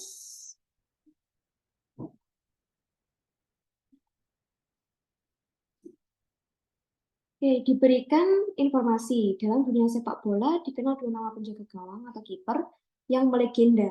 Cocok pasti tahu nih. Namanya Gianluigi Buffon dan Iker Casillas ya. Sepanjang karirnya tak jarang mereka harus berhadapan dengan situasi tendangan penalti. Berikut diberikan data yang dihimpun dari transfer market perihal penyelamatan dari tendangan penalti yang dilakukan oleh mereka berdua. Di sini tendangan penalti ada yang berhasil diselamatkan dan gagal diselamatkan, ya. Kemudian sebelum kita move ke soalnya, kita hitung sekalian ya berapa banyak pertandingan yang dilakukan oleh mereka berdua. Gianluigi Buffon banyaknya pertandingan berapa? 100.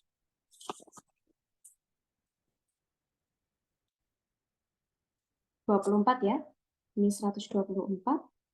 Ini pertandingan. Kemudian Iker Casillas ada 100 pertandingan.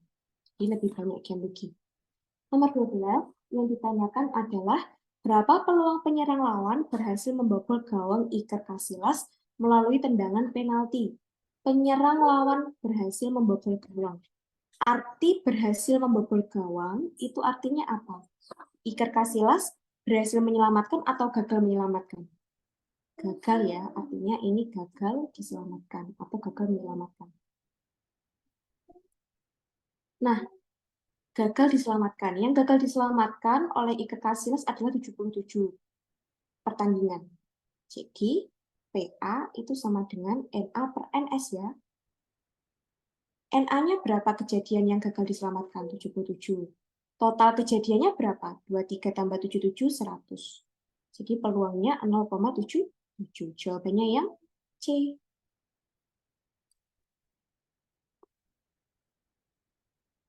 Apakah ada masalah untuk soal nomor 12? Tidak ya? Aman. Oke. Good. Sekarang kita move ke soal berikutnya yang nomor 13.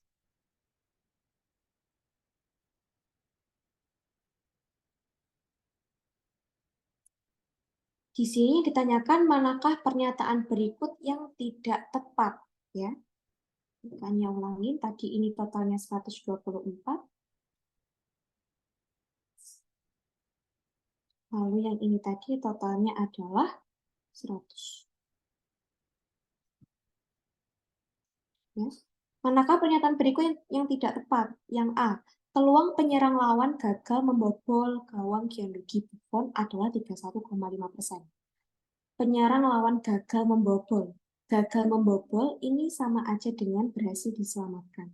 Ya, ini gagal membobol. Kalau gagal diselamatkan, ini artinya apa? Berhasil membobol. Artinya ini lawan berhasil membobol, yang ini lawan gagal membobol. Kita cek satu persatu ya kebenarannya. Dari pilihan yang A. Kak, soal kayak gini ada nggak sih cara cepatnya? Nggak ada ya.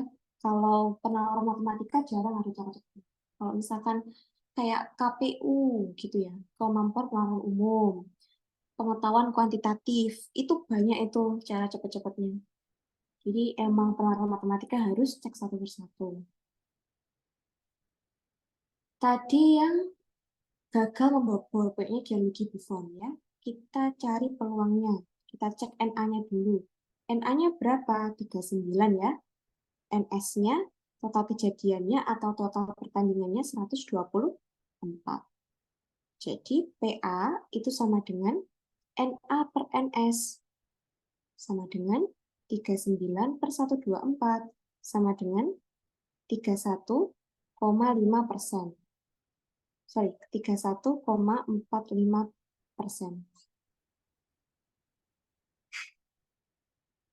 Kita buat persentase ya, 31,45%.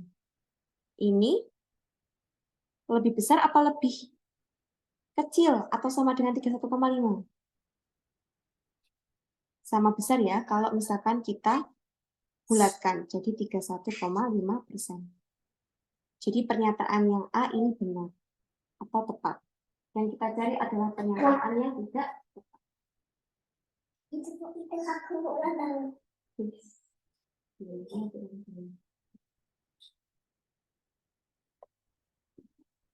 Kemudian kita cek untuk pernyataan yang B. Peluang penyerang lawan gagal membobol gawang Gianluigi Buffon lebih besar dibandingkan peluang penyerang lawan gagal membobol gawang Iker Casillas ya. Jadi ini tadi, nah ini Kak Mia ganti aja dengan ini dengan peluang Gianluigi Buffon berhasil menyelamatkan ya. Sekarang kita disuruh membandingkan peluang Gianluigi Buffon berhasil dengan peluang Iker Casillas berhasil menyelamatkan. Apakah lebih besar punyanya si Gianluigi Buffon? Apakah ini benar? Kita cross check ya. Kita cek. Tadi ini nilainya adalah 31,5%. Terus kalau peluang Iker Casillas yang berhasil 23. Jadi 23 per 100 ya.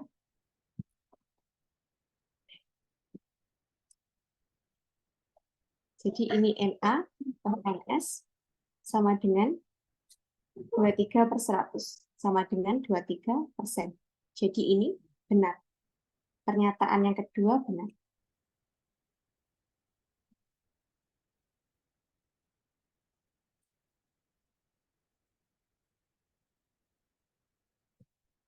Kemudian kita move ke yang C.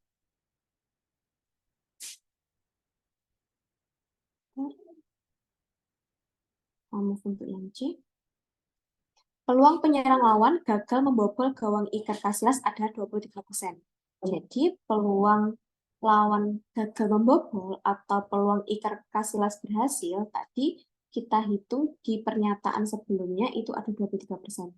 Jadi pernyataan yang ini benar juga. Kemudian kita cek yang D, peluang penyerang lawan berhasil membobol gawang Gianluigi Buffon. Berhasil membobol ya, artinya peluang Gianluigi gagal dibandingkan peluang penyerang lawan berhasil membobol gawang Iker Casillas. Ini lebih kecil ya, lebih kecil dibandingkan peluang penyerang lawan, lebih kecil peluang lawan membobol gawang Iker Casillas. Jadi peluang Iker yang gagal. Tadi Gianluigi gagal menyelamatkan adalah peluangnya 85/124 ya. Apakah ini lebih kecil daripada 77/100? Gitu ya. Jadi 85 per ini PGG, ini PIG.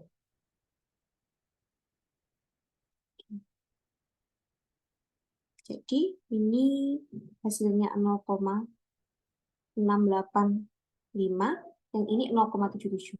Jadi benar ya, 0,685 lebih kecil daripada 0,77. Jadi pernyataan yang keempat benar. Jadi udah jelas-jelas yang salah yang E, yang tidak tepat. Jadi peluang, kita cek yang E, itu pernyataannya PG berhasil membobol gawang, atau lawan berhasil membobol gawang.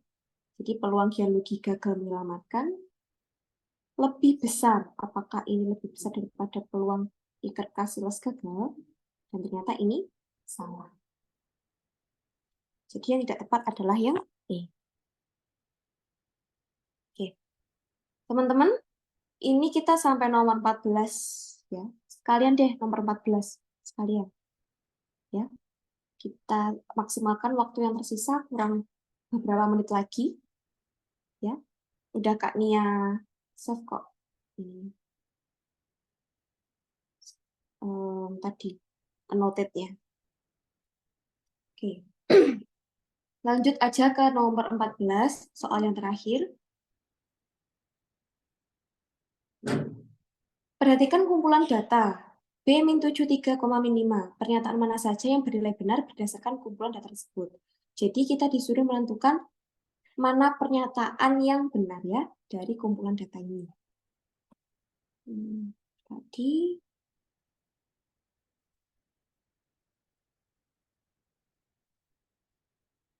kemarin yang mengerjakan ini, oke, 80 anak menjawab benar ya. Ini, 80 ini dijumlah sama yang sudah melakukan TO sebelumnya ya, teman-teman. Jadi sebelum teman-teman ikut TO, udah ada yang ikut duluan. Jadi respondennya cukup banyak, sekitar 250-an totalnya. Oke, kita bahas ya di nomor 14. Rata-rata kumpulan data, kita punya B, min 7, 3, dan min 5. Kemudian kita disuruh menentukan mana pernyataan yang benar. Di pernyataan yang pertama, X bar atau rata-rata itu sama dengan min 5 jika B-nya sama dengan min 11. Kita cek ya. Masih ingat nggak cara menghitung rata-rata? Yakni dengan menjumlah seluruh datanya. Jadi datanya ada min 11 plus min 7 plus 3 plus min 5.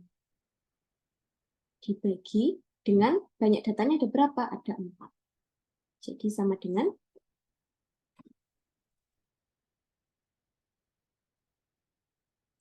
min 20 ya teman-teman. Min 20 dibagi 4 hasilnya adalah min 5. Jadi pernyataan pertama benar ya. Rata-ratanya adalah min 5 jika B-nya min 11. Sekarang kita cross-check untuk pernyataan yang kedua. Median itu sama dengan min 6 jika B-nya sama dengan min 7. Ya, kita urutkan dulu datanya. B-nya adalah min 7, min 7, min 7. Setelah min 7 berapa? Yang terkecil berikutnya, min 5, baru 3. Nah, karena median data genap, jadi median genap, itu sama dengan dua data yang di tengah, yakni min 7 plus min 5 dibagi dengan 2, sama dengan min 12 dibagi 2, sama dengan min 6. Jadi benar, ketika B-nya min 7, mediannya adalah min 6. Jadi ini benar. Kemudian yang ketiga, ya. Yang ketiga itu modus kumpulan data tersebut min 5 jika B-nya sama dengan min 5. Jadi modus sama dengan min 5 jika B-nya sama dengan min 5. Kita cross check. Kita punya min 5, min 7, 3, min 5. Ya, kalau B-nya min 5. Dan ternyata benar, modusnya min 5. Ini benar. Kita cek lagi di pernyataan terakhir. Jangkauan. Ada yang tahu jangkauan itu apa? Jangkauan. Jangkauannya sama dengan 3 jika B-nya min 8. Rumus jangkauan itu adalah N nilai maksimum min nilai minimum. Gitu ya, maksimum dikurangi minimum. Tadi datanya yang kita punya adalah kita urutkan dari yang paling kecil, min 8. Setelah itu min 7. Setelah itu min 5, baru 3. Nah, jangkauannya berapa kalau gitu? Dari yang paling kecil ya, nilai maksimumnya adalah 3, kemudian nilai minimumnya adalah min 8. Jadi jangkauannya 3, min jadi plus 8 sama dengan 11. Jadi pernyataan yang keempat salah. Jadi pernyataan yang benar adalah pernyataan 1, 2, dan 3.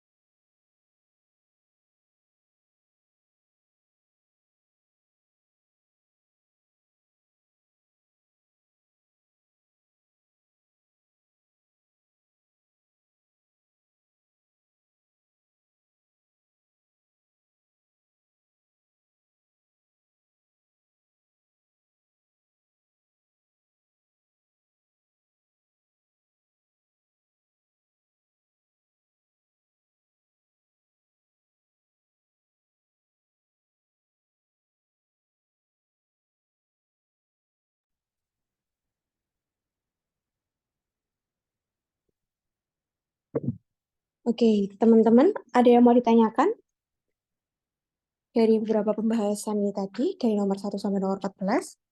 Karena waktunya sangat terbatas ya, teman-teman. Jadi kita nggak bisa langsung membahas semua soalnya, semua pertanyaannya. Nah, buat teman-teman yang pengen ikut pembahasan untuk kelanjutan TO-nya, bisa join kelas kita ya, kelas yang disediakan oleh Kak Yahya. Jadi tiap hari kita ada bimbel. Nanti kalau misalkan teman-teman ini yang baru join terus berminat untuk ikut bimbel, nanti silahkan langsung hubungin Kak Yahya. Biasanya Kak Nia kalau di bimbel juga ini kok bahas soal-soal TO, karena ada beberapa kadang itu teman-teman yang minta buat dijelasin ulang materi TO kemarin gitu, minta dibahasin ulang gitu. Itu ya teman-teman. Kayaknya 2 jam matematika lumayan ya. Tapi gimana nih review dari teman-teman semuanya? TO-nya lumayan sulit apa lumayan gampang? Atau ya sedang-sedang aja sih Kak gitu. Agak sulit Kak. Ya. Pembahasannya sebenarnya masih banyak ya teman-teman karena ada 35 soal matematika. Ya. Kok baru join Kak? Udah dibagikan kemarin kunci jawabannya. Nanti kalau teman-teman yang baru ikut susulan, mungkin bakalan dikasih kan sama Kak Yahya. Kak, besok ini dilanjutin bahasanya di bimbel. Kalau misalkan besok teman-teman itu banyak yang join, yang hari ini ikut pembahasan, terus besok itu ikut join bimbel, kemungkinan besar bakal dilanjutkan pembahasannya di bimbel. Tuh. Karena teman-teman yang dari TO minggu kemarin itu juga belum selesai pembahasannya sampai selesai gitu. Besok aku ujian, Kak, sedih. Ya, semangat ya, Sherlita. Teman-teman yang besok kebagian jadwal ujian ada berapa banyak di sini? Banyakkah yang dapat jadwal ujiannya besok? Oke, semangat ya, teman-teman. Nanti deh biar segera dikirim sama Kak Ea untuk pembahasan yang matematikanya. Gitu ya. Kak Nia berharap banget semoga dengan adanya TO ini tuh membantu teman-teman semuanya untuk ya perkenalan dengan soal-soal seleksi mandiri di UNY khususnya, dan untuk nambah nambah ini sih, nambah wawasan soal teman-teman. Soalnya tuh dari tiap tahun tuh nggak ada kisi-kisi resmi, cuman kita dikasih tahu nih sub-sub tesnya apa aja sih yang diujikan. Kalau misalkan matematika ada subtes apa aja sih?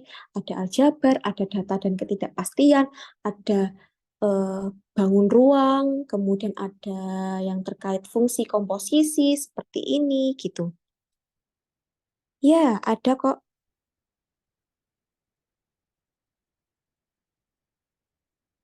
Jadi, mm, iya, ada pembahasan lengkapnya dalam bentuk file. Gitu ya, teman-teman. Jadwal bimbelnya biasanya itu kita start bimbel jam 4 sore. Jam 4 sore sampai malam jam 8. Jam 8 kadang sampai jam 10 tergantung sih. Dan itu satu hari itu bimbelnya ada matematika. Biasanya ada sehari yang full. Full ya. Full itu ada jarang sih full. Dua sampai tiga mapel. Kadang ada yang satu hari itu cuma matematika sama literasi bahasa Inggris. Kadang ada juga yang sehari itu matematika, TPA, bahasa Inggris. Ada juga yang sehari matematika, TPA, bahasa Indonesia. Tapi yang udah pasti itu matematika sering sering sering muncul ya. Gitu ya teman-teman. Oke, ada yang mau ditanyakan?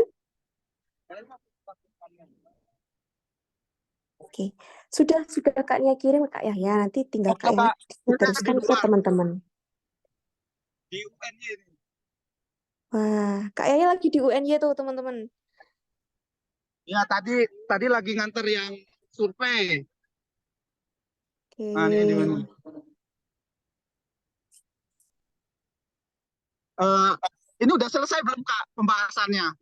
sudah selesai Kak Yahya. Kita dapat 14 soal hari ini. Oh ya, terima kasih banyak Kak Nia. Nanti apa pembahasannya akan Kakak kirim ke grup seperti yang tadi ya. Cuman mohon maaf, ini nomor Kakak kan keblokir. Jadi pakai nomor yang satunya. Jadi nanti mungkin agak telat Kakak kirimnya, tapi Kakak usahakan malam ini kalau udah pulih langsung Kakak kirimkan. Terus kemudian pembahasannya tuh recordnya mungkin di jam 8 lah baru selesai upload. Terus kemudian Kakak kirim ke grup bimbel. Terus nanti yang grup tryout nanti Kakak usahakan lengkap. Soalnya linknya tuh sama, tinggal kalian buka aja secara berkala jam 8 pasti udah ada recordnya di linknya itu. Oke, oke Kak Yahya. Oh iya Kak Yahya, besok kita start bimbel seperti biasa kan Kak? Iya, seperti biasa bimbelnya. Nah, nanti teman-teman kalau misalkan mau tanya-tanya mau join bimbel silahkan langsung tanya ke Kak Yahya ya. Tutornya tetap yang pembahasan hari ini ya. Jadi kalau Ya, matematika sama Kak Nia, bahasa Inggrisnya sama Kak Iza, kemudian bahasa Indonesia sama Kak Ika, TPA-nya sama Kak Tia. ya. Teman-teman, mungkin itu dari Kak Nia ya. Semoga sedikit ilmunya dari Kak Nia bermanfaat buat teman-teman semuanya yang besok mau ujian semoga dimudahkan, dilancarkan, dan semoga teman-teman semuanya yang berjuang hari ini, yang ikut kelas hari ini, bisa lolos di SMUNY tahun 2024 ini. Amin. Amin, amin, amin, amin. Kak Nia, pamit undur diri ya. Terima kasih atas eh, perhatian kalian semua. Kak Nia mohon maaf jika ada salahnya. Kak Nia tutup. Wassalamualaikum warahmatullahi wabarakatuh. Silahkan Kak Yahya, lanjutkan. Ya, waalaikumsalam warahmatullahi wabarakatuh. Sorry ya, Dek, sini eh, berisik banget ininya. Di depannya banget. Kalau kalian mau tanya-tanya nanti langsung di WA paling ya. Tapi WA masih tertutup.